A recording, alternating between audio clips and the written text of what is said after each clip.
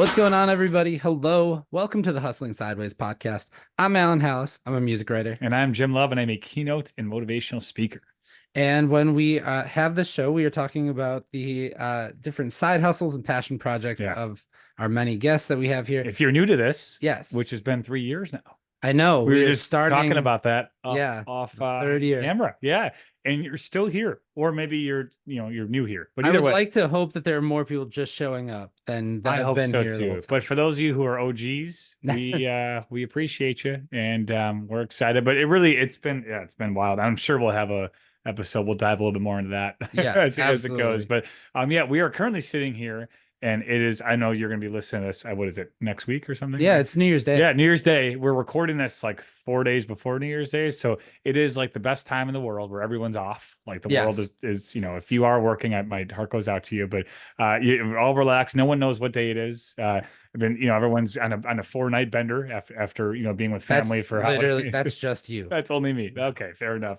But it's a great time. It's actually like this is the one time where everything actually slows down. People are like, well, things will slow down here soon. Like, and they never do. Yeah. And they never do. But it's been great. And I've eaten like horrible the last week, and it's been fantastic. It's resolution season. I love it. I know. You can't get in the gym if you don't have a reason to do it. You got to go in, and they're going to be gone by late February, and it'll be back to normal again. You can't get in the gym unless you have a reason to do it. It's also literally something that nobody said. No one ever has said that ever. Yeah, you're making history. Yes. But we have lots of amazing guests on the show, including today. We have Leanne Linsky, who is a comedian.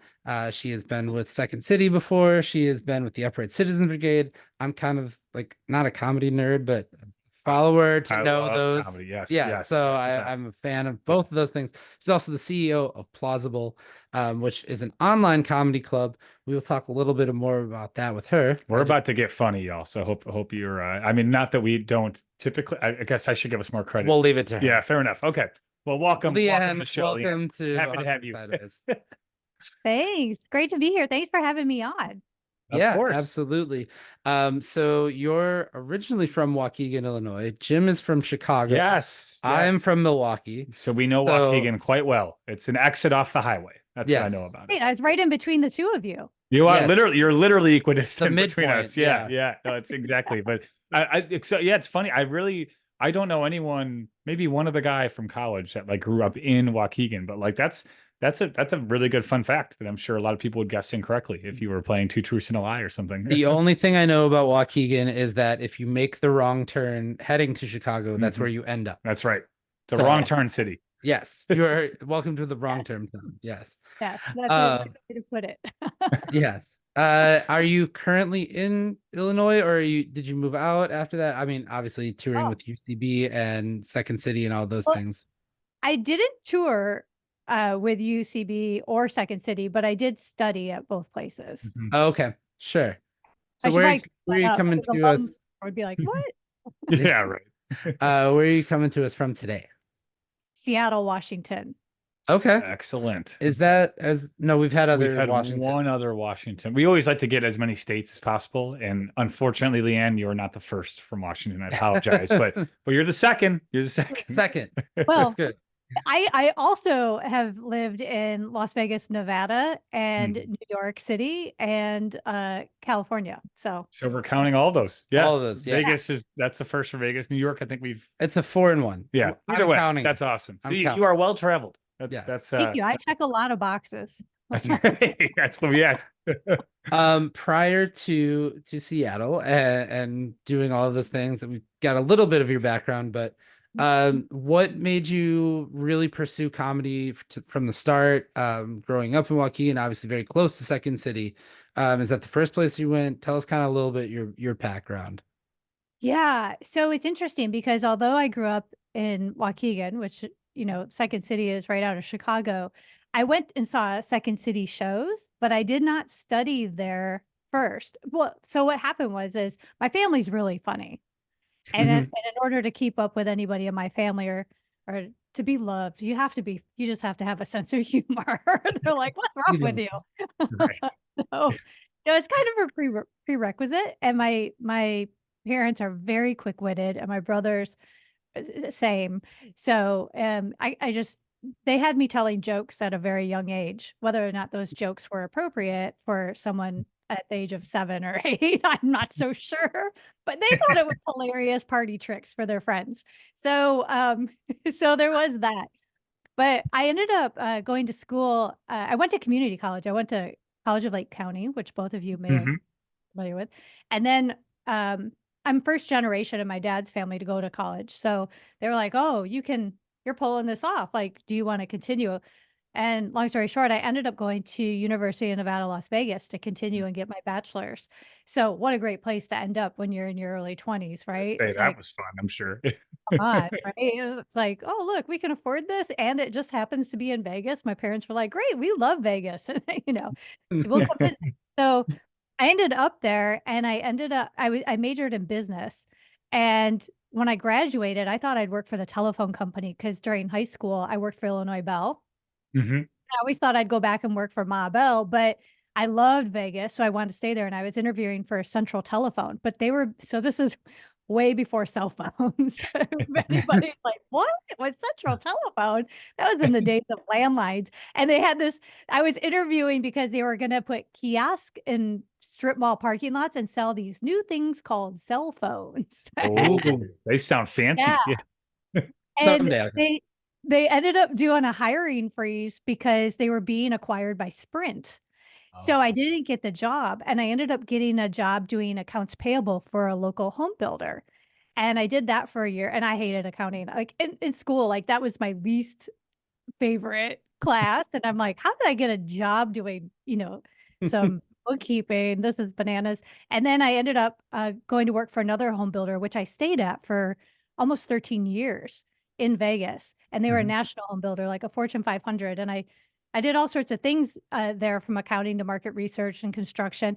But while I was there, one or a couple of my coworkers were like, hey, have you ever considered doing improv? And I had been even though I had these other job functions, and roles, they put me in charge of doing our quarterly meetings. So it started out, they were small events and they grew into these huge events. And pretty soon I was doing a lot of the employee events and all of this other public speaking and stuff. And I thought, wouldn't it be cool to be able to tell jokes like Johnny Carson or something and make it Mm. really more entertaining? Because I like to always bring humor to it. And so I thought, well, it wouldn't hurt to take a joke writing class. So I took a continuing ed class at UNLV. And then I continued on doing these events, and people were like, why don't you take an improv class? And I was like, what is this you speak of? And they were like, Second City has a training center in Las Vegas. And I was like, what? That worked out perfectly. How did I not know this? And that's when Second City, they had a stage and they were doing shows in the Flamingo Hotel and Casino. Mhm. And Okay. their cast was like Jason Sudeikis and Kay Cannon and Joe Kelly, who writes for Ted Lasso. And so like they were doing, they had this amazing cast, and that cast taught their classes. And so I signed up and I took all their classes 2 and 3 times. I basically said, "Here's all my money." And for 5 years, I just took all of these classes, and eventually UCB, I went there on Kay Cannon had said, my teacher at the time, she was like, "If you're serious about it, you may go to New York and check out some intensive classes through Upright Citizens Brigade." And I was like, "What? What is this?" So I took a vacation and went to New York City and did intensives with UCB. And then like a year or 2 later, UCB opened up in LA, but they didn't open their stage for shows. They just opened a training center. So I drove every weekend to From LA, took Vegas to classes LA. at UCB in LA, and they skipped me a level because they didn't have a level. I think I skipped level 4 or something. Uh, Mhm. because because I was switching from New York to their LA training center. And anyway, that's how I got into it. And I was hooked from my first improv class. I'm like, I'm doing this That's forever. Yeah, I love, and it's Yeah. funny. I like with improv classes, I tried one in college and it didn't go well. It Really? was like, and then maybe it's just because I'm not funny. I guess that could You're be why. supposed to But say yes and there right, was a right. lot of No, no and maybe. it was. How do I say this like politely? It was like, and I'm sure you had a very different experience, Leanne, because this happened to be just the college I was. It was really dorky humor. Like the people going up were like making like Harry Potter jokes and just like like stuff that was just like not like real performative, yeah, over the top. like I am a knight. I don't know, just like childish stuff. I was like, I don't. This is weird. Like it was, and I remember being really turned off immediately, and I just stopped doing it. But Sure. I'm so fascinated by it and like how much you wrote, and I'm so curious, like because I think a lot of people have a stereotype of improv that like you could just show up and like say a joke and it's funny. There are so many rules, right? And like I like tell us a little bit about like what that was like to just learn that comedy's more than just like going up and saying a joke. Like how much you had to work with the people on stage and it's give and take. Like what was some of that experience like for you? Wow, it's kind of life changing, really, because it Yeah. applies to so many things in life in general. And it was really eye opening because you're absolutely right. It's not just, being like, I've got lobster claws as hands or something. Yeah. I find hilarious, but so, but it's about making my scene partner look brilliant and like a genius and giving up my own idea and not forcing my idea into a scene. So, if we step out onto a scene and someone says, hey, daughter, okay, then it's like, I don't have to say the word yes and out loud, but it's like, Right. oh, hey, mom, that's my anding their thing. I'm acknowledging, I heard you call me daughter. You're obviously one of my parents. Mhm. And here goes the scene. Hey, mom, I'm ready for breakfast, or I'm, happy Mother's Day or whatever. And you continue the scene, but it's all about building it, because the minute we throw a question in, we put the onus on somebody else to fill in the blanks, which is Yeah. not really easy to do on the moment for everybody. Right. And if we do a no but, that really kind of shuts the other person down, and then it becomes a teaching or transactional scene. And who wants to Yeah. watch that? There's a reason like none of that's in the movies. It's like Yeah. Yeah, it's I think watch that. that's so fascinating. It's just I mean how much you really have to build each other up on stage. I mean, I think we kind of like I think a lot of times in comedy, like you think of the titans of comedy that were like sort of their own show, but they were doing the same exact thing you're doing is working with the people around them to make sure that they had like the cue in a Yeah. way. And I'm fascinated by it. I think it's the coolest, like because we don't I don't think we appreciate enough how much work goes into a craft like that. The amount of like That mental a gymnastics that 100%. happen Yeah, yeah. in front of a crowd Yeah. too, on top of that Yeah. It's is so, under. and on that note, like crowd wise, like I'm assuming, at some point, obviously, you were starting to perform in front of people. Like, was there like a really bad experience, like when you started off of like that didn't go well, and like how do you recover from that? Like of being in So front of people. many. They were all bad experiences to Yeah, start, you know? But in I'm my sure. mind, as a new person, that's what I love about seeing people who just signed up for their first or second class. They're so excited, and it's like, they want to attend every show, and everything's improv, and they can't stop talking about it. And but which is great, because honestly, all of everything I did those first couple of years was terrible. Like, so I had to be excited, or I would never have rebounded from it, you know? And Yeah. and it's funny because that was the first thing, my classmates and I did. Let's put together a group, let's all get matching shirts. That's a thing. And Yeah. Yeah, right. We all love a um, good matching shirt. yeah, All of the standard like yeah. improv like stereotype. Uh-huh. Yeah. Uh-huh. Had to do all of that, we have to order shirts, we have to have a cool name, we have to get then we had to hire, someone as a coach, or we call them coaches instead of directors. And we had to, do rehearsals and practice. And people are always like, how do you practice improv if it's all made up? Because we have to know the rules and how to play within structure. It's kind of like writing music. There's verse, chorus, bridge, verse, chorus. Like, Mhm. there's the same kind of thing to improv, that we have, Mhm. a storyline that we have to follow without knowing what it's about or what we're going to Totally. say. Which is like, do Um, you find that to be terrifying or really exciting? Like, I that find whole, it fascinating because I yeah, also find the same to be true in stand up. You know, sure. Yep. there's structure, there's a discipline to it. Hmm. I call it like a science. Art Hmm. is kind Mhm. of science in a way, Hmm. of wild experiments. But going back to like those first few years, we did a ton of shows. We ended up getting booked. We opened like we got booked. We got booked at a halftime show for a basketball game. The worst place to do improv.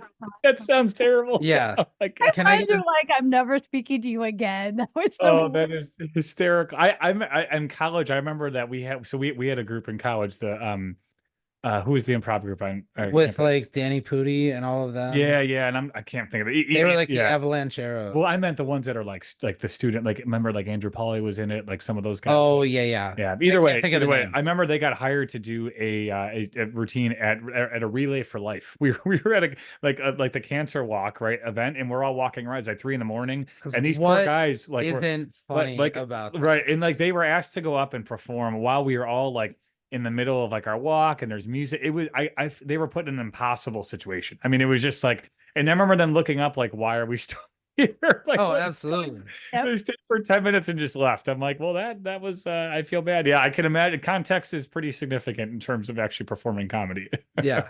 It is. It is. We also booked a paid gig early on which is rare. Like you rarely get paid to do improv unless you're doing corporate shows, and corporations had a lot of money to throw around. But we did this show for like, I don't know, the Lions Club or something, and it was out in a parking lot. And there were 6 of us in our group, and 2 of us showed up. Oh The God. other 4 were like, whatever, it's raining. You know, it was raining in Vegas. And so nobody goes outside, and they're like, well, it was raining. So they didn't show up. But my friend Roland and I showed up, and we're like, what are we going to do? How do we improvise for like 30 minutes, 40 minutes with just the 2 of us? We were just beginners, you know, Yeah, yeah. outside at that for like 100 people in a parking lot in the In rain. the rain. Yeah, that's a bad gig. That's a bad How did gig that- all the way around. How did that go? Like, what did you do? How do you think it went? Like, I'm just like, it sounds horrible. Okay. It was the worst improv you've ever seen. It was Roland and I passing this terrible microphone back and forth, like also in the rain, passing electrical equipment, Very and safe. Yeah. and very safe, and and people yelling, "We can't hear you," and we're just Oh, like, "Oh, well, the ground opened up and swallow us," but we walked away from there and we're like, "We will never forget this day. We will that's always be right. friends forever," and we That's are. right. Yeah. That's right. I love it. Now, do you remember the moment like when you like maybe the first time you really killed it? Like when you walked away from and I was like that one, because I know there's probably 1,000 where you're like, I could have done so much better, but maybe that moment of like, I am really, really damn good at this. Yeah.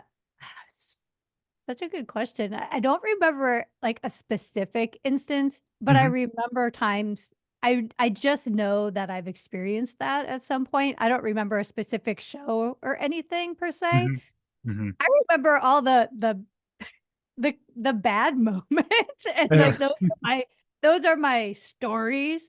Yeah, But the yeah. good moments definitely, I mean, they happened. I had a blast doing musical improv. This was after I moved to New York City, Mhm. and I got on a house team at Magnet Theater, and we were one of the 2 first musical improv teams that the theater had. Oh my God. Huh. How cool. Okay, I cannot sing at all. I'm just gonna start there. But we had the best time. I never felt so much joy as I could after a day of musical improv class or a Mhm. show or a rehearsal, because it was just ridiculously fun. I mean, it was just like being 5 and playing again. Like, it's That's just a blast. Yeah. oh, That's awesome. Now you've had training at Second City, training at UCB. There's a lot of famous faces that come through there. Was there anybody notable like in your classes that we could say you were a classmate of or kind of associated with? or I'm that they were your classmate. I guess that, right, we were yeah, classmates with Leanne. That's a big deal yeah, too. yeah, yeah. There's a lot of people, honestly. We were just watching a show the last night on TV, and I was like, "Oh, I know her." So, there's a lot. Like, I had wonderful instructors. Mhm. Kay Cannon was one of my first instructors at Second City, Las Vegas, and she produced the Pitch Perfect and wrote the Pitch Perfect movies. Yeah, Um, Oh, yeah. wow. and she did, the recent Cinderella, Okay. and she directed Blockers, and she d I wanna say produced and wrote for some 30 Rock and things like that, but she did amazing she still continues to do amazing things. I think she's fantastic. She's hilarious. Um, I haven't seen her in years, but I see her on the big screen. And then, um, so she was, and then Joe Kelly was one of my teachers at the Second City, um, back in Vegas, and Mhm. he ended up writing for SNL for a season or so, and then he went on to write for Jason Sudeikis and Ted Mhm. Lasso. That's Nice. awesome. He did that, and then I think also How I Met Your Mother. Okay. Oh yeah, yeah, Just that's a right. little show. I'm Just a thinking little about the show credits with like rolling right 11 now. seasons. Yeah, that's Yeah. great. Or Yeah. whatever. Long. Yeah. And Wow. then another guy who wrote for How I Met Your Mother, people who wrote for the late night talk shows. There's a number of people Mhm. who write for the late night talk shows. I ran a mic in New York for over 7.5 years. And so there were a lot of people who came through and went on to do stuff like people at the theater, um, Paul W. Downs and Lucia, who did a lot of movies. Mhm. They Mhm. like there's a lot of people out of Magnet Theater that did a lot. Mhm. Like there are two that were really known at Magnet Theater, George Basil, who's been in a lot of TV shows on streaming services, came out of Magnet Theater during Mhm. that time. There's a lot, Yeah, honestly. Yeah. yeah, that's awesome. There's a lot of really good people, super talented people, and Mhm. um like you should just basically look at anybody who went to those theaters. They're Right. hilarious That's and it. they've That's the done ones. things. And it's not, um, yeah, so there's just a ton. Yeah, and running an open mic is no easy task either. Previous guest on the show, Regan Nimala, does one Mhm. currently right Mhm. now. Yeah. She's a great stand-up that we know. But I can only imagine that process too of getting a mic up and running and getting events going. Like you said, you were doing events previously in Vegas, but then getting the mics going in New York is also a tough thing to do to provide entertainment, to get people out to actually come out to those things. Tell me just a little bit about it, that experience, and then we'll get into Plauzzable right after that. Running mics in New York. Yeah. How did Yeah. that kind of come I about? so I started doing that. So when I moved to New York, um, I ended up getting laid off my job in Las Vegas after almost 13 years, right? Okay. And I was like, what am I going to do with my life? Like, I don't know anything else. And so I ended up getting a phone call from a friend that I had done an intensive with in New York while I was on vacation for a couple weeks. And he was like, hey, I'm getting a sublet this summer in the city. Do you want to split it with me? And I was like, "Oh, I don't know, I'll think about it." And he's like, "Well, you always said if you didn't have that job, you would move to New York." And I'm like, "Why do you listen?" Good point, man. Good. And so I said, "Well, I'll think about it." He goes, "You have an hour." And I was like, "An hour?" He's like, "You don't understand how hard it is to find a place in New York City." I'm like, "You're right. I guess I don't." So an hour later, I called and I said, "I'm in." And a Wow. month later, I packed up a couple suitcases and went off to New York. So when I got there, I was like, I'm all in. I had signed up for classes already. I needed to meet people. I needed to immerse myself. As a going away gift from my company, they had gotten me a 5-week intensive at IO Chicago. So after a couple months in New York, I went back to Chicago and studied at IO Chicago for a month and a half and met some incredibly wonderful people there too. And then went back to New York and I was like, I was doing all this sketch writing. I'm like, I need to practice sketch, see if my writing's any good, and I need to cast it because before you put together a whole show, because I'd hate to put together a whole show and then realize it was terrible. So Right. why don't we have an open mic for sketch comedy? And so me and this other guy were like, yeah, let's make it. And so we called it Casual Sketch. Mm. And it was going to be this open mic for sketch comedy.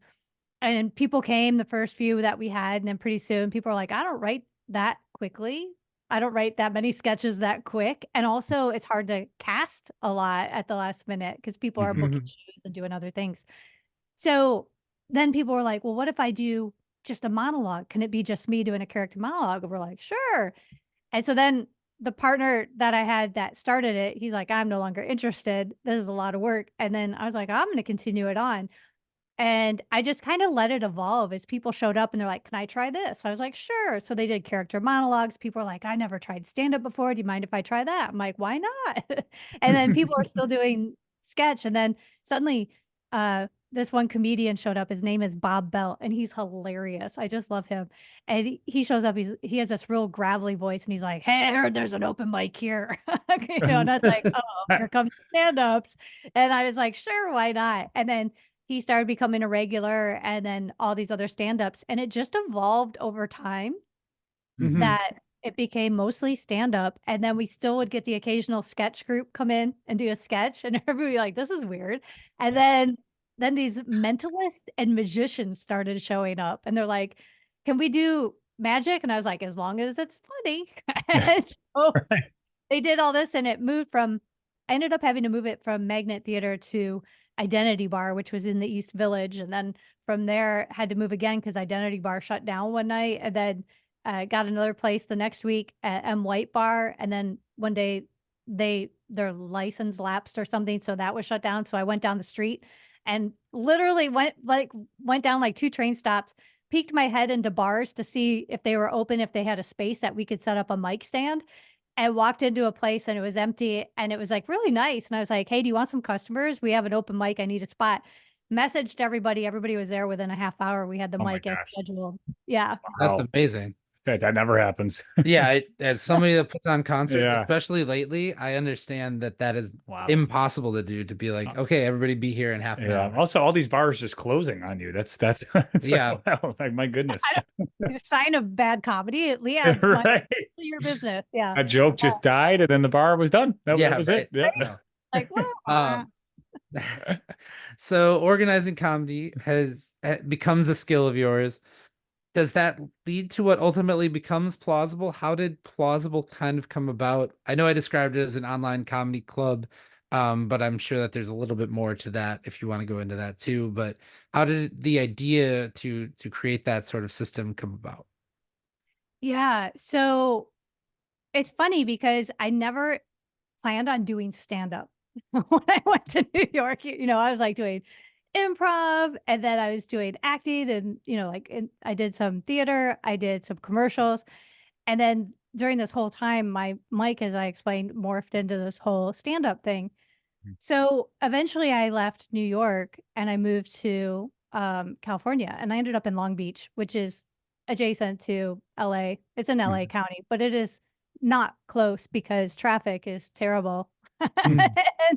and and so what I found out was if I want stage time, I have to spend an hour and a half in my car for 5 minutes. And this is bananas because now I'm mostly focused on stand up. Mhm. So I thought, and in my last year in New York, I was also producing a weekly stand-up show that I booked in addition to my open mic.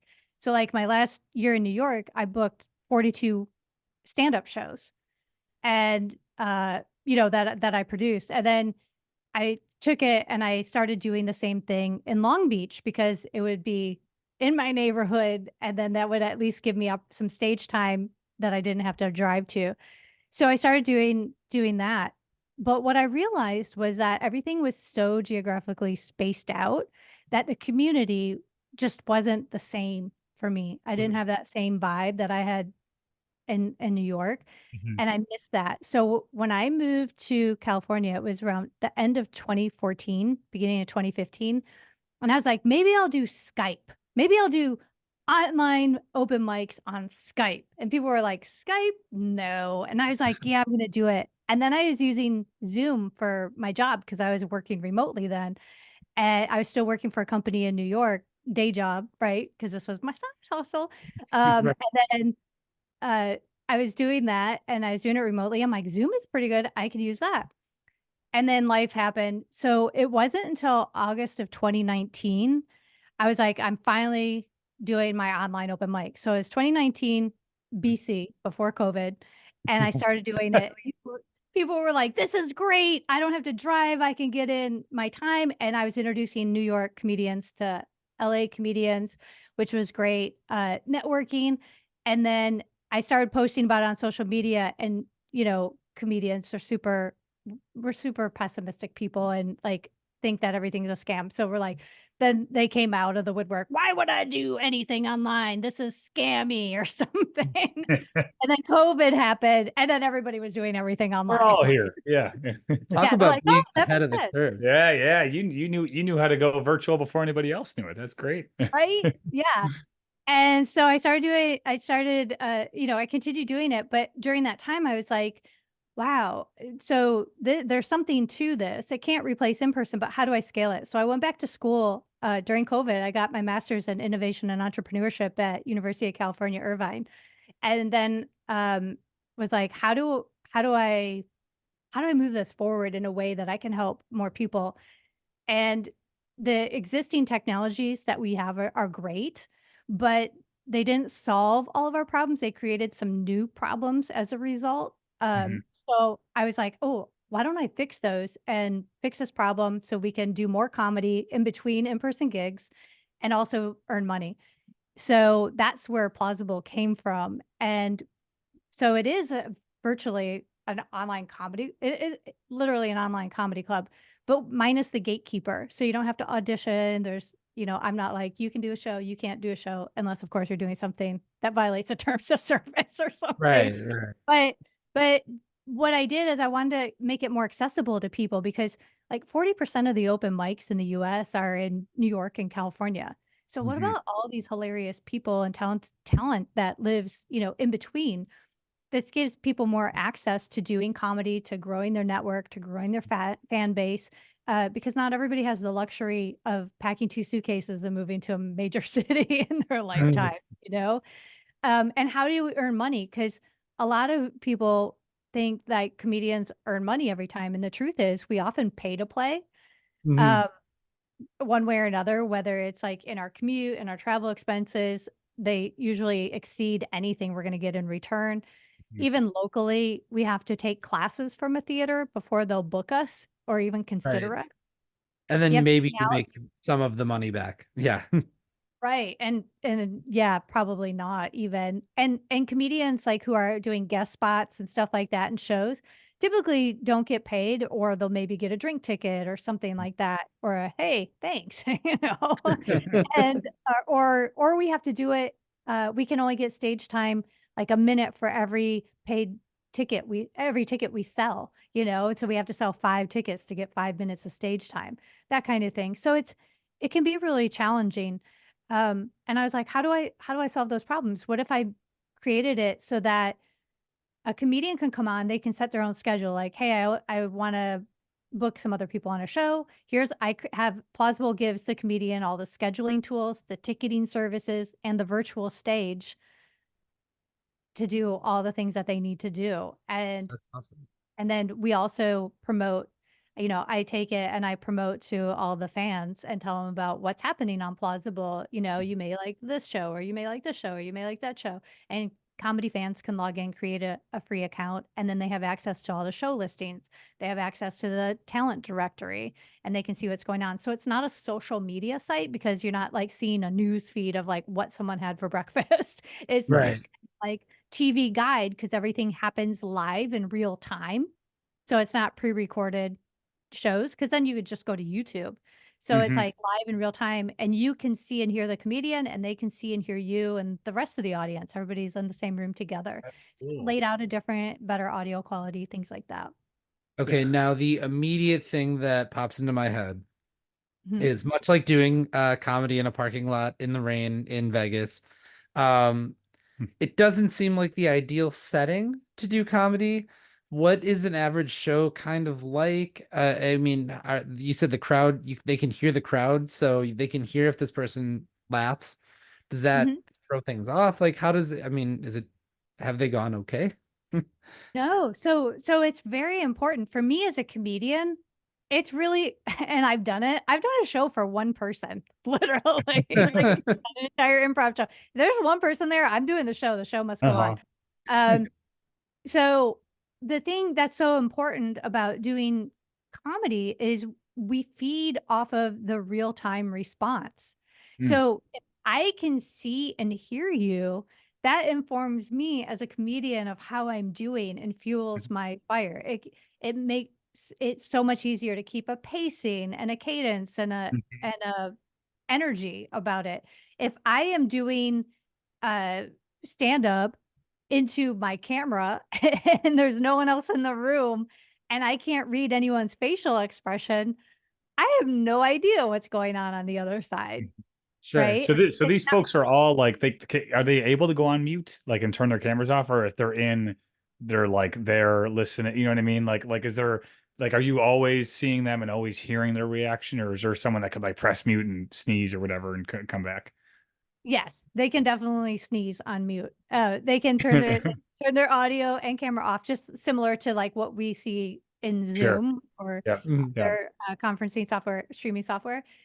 Because obviously, if someone's somewhere and there's noisy traffic or they're typing, it's like the worst. Like, are you typing right now during my set? Like, Right. Right. I can Exactly. hear you on that keyboard. Uh, so it's kind of like, when you go to a show in person and at the Mhm. top of the show, you'll hear an announcement and it'll be Mhm. like, hey, the show's about to start. Make sure you turn your cell phones off, Yeah. turn your Yeah. pagers off.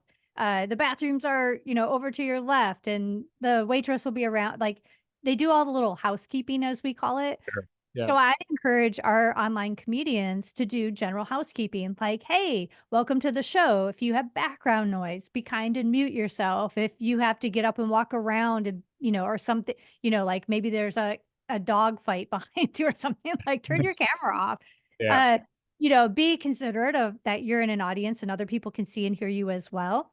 Mhm. Uh, but we encourage people to laugh out loud. Like I'll say, everybody, if you take a moment, make sure you unmute yourself because sometimes people come in and the first thing they do is mute themselves. Go ahead and Mhm. unmute yourself, and everybody go ahead and give yourself a laugh, put it out there, and you can hear everybody laugh at the same time. It doesn't cut out. It's not a one-way audio. Yeah, So that's critical. That's really good. yeah, Excellent. you can hear everybody at the same time. So although me as a comedian, I'm completing a joke or going into my next joke, I can still hear everybody laughing at the same time, like as if we are in the same Yeah. room. Yeah. So I was telling Alan when we were, coming into this a little bit ago, like so I speak to high school and college students about leadership. That's kind of my thing. And so like during COVID, I did a lot of them virtually, and I would do a couple where the students were literally off camera and on mute. And to your point, Leanne, of like trying to get like energy from, I had, it was the hardest thing, still the hardest keynote I've ever given to this day, was like a blank screen. And I got so distracted. I was, and I was trying to like emote in the way that I was trying to laugh if I was saying something funny, whatever. And that was a difficult thing to process. So like knowing that you have kind of that the two-way audio and folks are encouraged to be there, I think it sounds like a very good setup for that to become really a community, and yeah, and not to have that like issue of not getting feedback kind of immediately, because that's so critical to what your set is. It really is. And the fascinating thing about it is, well, not I don't know if this is fascinating, but the truth is when you watch sitcoms on TV and they have the canned laughter and Yeah. everything, they do that on purpose because they did studies that show that when people hear other people laughing, they're more likely to laugh. Right. And Right. Yeah. so what Plausible is doing is making attending a show active rather than a passive experience so Hmm. that people can participate more and if I am muted and off screen, I'm probably half listening because I'm going to start doing something else like cleaning out my desk drawer or something. But on camera, I'm actively listening. On camera, I'm able to emote, I'm able to laugh. I see other Yep. people doing it, and it changes the whole vibe instantly. Awesome. Yeah. And if people can't turn their audio on, we have emojis specifically for comedy that have sound effects. So like there's a rim shot and there's a wah wah and and laughter and things like that. That's So awesome. if someone doesn't have the capability to turn their audio on, they can still participate and do it that way. Excellent. Sure. I can see why that's been a success. Yeah. It sounds like a great thing. Is heckling a problem? Do people try to heck? I mean, is there a heckler policy? Can you kick them off the screen or mute them? Yeah. So heckling is always a problem for a lot of Yeah. comedians. Like I don't see it as being a huge issue on Plausible so far, Mhm. but that doesn't mean it wouldn't happen because especially there's a rise in heckling, I think, because a lot of comedians do crowd work post. They post a lot of their crowd work on social media. And the Sure. reason comedians do that is because they don't want to post all of their written jokes Give because away their now material. Yeah. you've seen all my material. Why are you going to pay to come see me? I just gave it to you for free. But they'll post crowd work, which then tells people, oh, I'm supposed to talk to the comedian, when in truth is like, no, shut up. We don't want to talk to Right. you. The I worst kind spent of person. years writing these hilarious jokes. Be quiet and listen.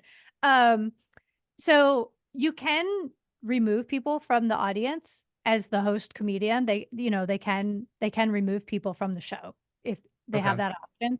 And so if you disappear from a show and you can't find the show again on your show listing, You've chances been are that guy. you're that guy. That's you. They can also be muted too. Yeah. Yeah. That's Excellent. very cool. How have you seen a growth of this thing? I'm sure COVID was obviously a very big help for people adapting to that kind of surrounding and things like that. But when from the launch onward, have you seen it grow, and how have you seen things kind of evolve so far? Yeah. So COVID definitely helped in the sense that people who would never have gone online to do comedy were forced to go online and do comedy. And of course, there's a number of people who were like, I never want to return to that experience, which that's fine. But honestly, I think this type of experience is here to stay, and especially with like 5G, the advance of streaming services. I mean, comedy is the second most popular genre of live stream, only second to breaking news. Wow. There you So go. it is a very rapidly growing thing because there's a fear of missing out. Like I might miss out on something that's happening live. It brings people closer to that performer. It's a more intimate, and I've heard that feedback from a lot of people of it seems to feel much more intimate uh, in the setting that we created on Plauzzable versus a regular web conferencing or something situation. But I do see it growing, and people that the other good thing about COVID is that people who may not have considered themselves tech savvy or adaptable have become adaptable and a little bit more tech savvy and figuring these things out and more likely to try something else. Yeah, absolutely. I think too, from your standpoint too, of like all the open mics are in New York or in LA. But now if you're somebody in South Dakota that has no chance to really go see those comics, or maybe there's one comedy club in your town and it's not that great, like now you have a chance to go see a comedian become a star. Yeah. And or And you be part vice of it. versa. Yeah. Yeah. You can be the comedian that can now build an LA following, a New York following, because you are going live from Exactly. South Dakota or Wyoming or wherever the hell. So I think it's a very fascinating platform. Yeah. It's something I actually want to go check out now. Yeah, Like same. I'm gonna sign up and probably get an account Yeah, I think it's and awesome. check it out during the day, because like I think like while I'm working, I listen You to need a comedy break. podcasts. Yeah, You know what I exactly. mean? And so maybe I would be the half listening guy, but at least I'm still checking somebody out, giving somebody a new, a shot, I love it. just based on that alone too. So, um, where is the best place to kind of go and kind of get set up on Plauzzable, and kind of really get involved with the whole network? Great. So you can go to plauzzable.com and it's with two Z's, ABLE, PLAUZZABLE.com. And when you create your account, if you're a fan, you'll create, you sign in with your email and password, or you can quick connect with like a Google or Facebook or Twitter account if you want to bypass that. But once you're in, we'll ask you a series of questions to complete your profile, because in future phases, we have other things to make recommendations based on if you like this, if you like that. But basically, you can kind of set your comedy preferences. So it will help some of the sort features. So we ask you a little bit of questions to set your profile up. And then once you're in on your main dashboard, you can go through the show listings and register for any shows that you want to see. You can go through the comedian directory and take a look at, we have hundreds of comedians on the platform, and you can go through and see who you like and follow them. So that way, in future, you'll be able to receive notifications that like, hey, your favorite comedian just posted a new show, that kind of thing. Awesome. Very cool. Yeah. Awesome. And with it being 2024, the start of 2024, Sure is. what is like one big thing that you hope to accomplish with Plauzzable this year? Not to Oh, put you on the spot. one big thing. Let's see. I would really, really like to see a lot more fan interaction. I'd like to see, here's the thing. It's like two parts. One, a lot more produced shows. Right now we have a lot of open mics, which are more comedian centric. I'd like to see a lot more produced shows from our comedians. They're super talented and they produce shows elsewhere. So I'd love to see them bring more of that on Plauzzable. And that would give fans more options. So I'm really excited about the growth in that. I've already been talking to comedians who have some things in the works. So I'm really excited to see that in quarter one. Definitely. Yeah. Beautiful. That's great. That'll create a little community too, like around some of those, I imagine, and people really having vested interest in it. So excellent. Very cool. Well, that's been great. Yeah. What a show. Thank you for being on, Leanne. If people want to connect with you personally, where's the best place to go and do that at really quickly? Yeah. Find me on LinkedIn, Leanne Linsky. Okay. Perfect. There we go.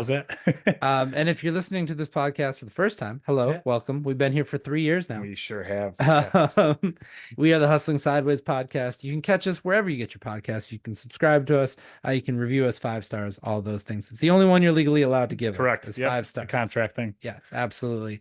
You can also find us. We are on Facebook. We're on Instagram. We are on LinkedIn as well now.